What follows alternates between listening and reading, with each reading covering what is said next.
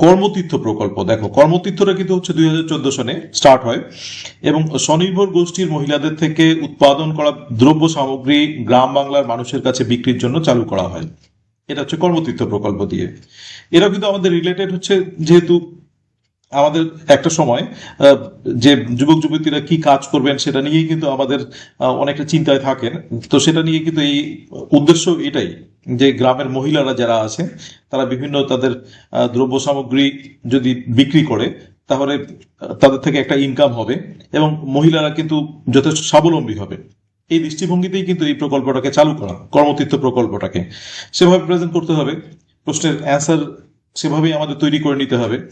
আচ্ছা, লোকপ্রসার প্রকল্প, দেখো 2014 সনে এটাতে কি করা হয়, যারা লোকশিল্পী আছে তাদের ন্যূনতম মাসিক ভাতা প্রদান করা হয়। এতে কি হবে, এতে হচ্ছে দেখো লোকশিল্পী যারা আছে তারা নিশ্চয়ই তাদের শিল্পটাকে, তাদের সঙ্গীতটাকে বা বিভিন্ন আহ, জিনিসগুলোকে তারা আরো চালিয়ে যেতে পারবে। অনেক সময় অর্থের অভাবে সেগুলোকে চালিয়ে যাওয়া সম্ভব হয় না। তাই যারা বেনিফিটেড হচ্ছেন, যারা অর্থের অভাবে এই জিনিসগুলোকে চালিয়ে যেতে পারছিলেন না, তারা নিশ্চয়ই এটার দ্বারা উপকৃত হচ্ছেন। আচ্ছা, এই উদ্দেশ্যে কিন্তু সেটা করা হয়। আমরা সেভাবেই আমাদের অ্যান্সারগুলোকে রেডি করে নেব।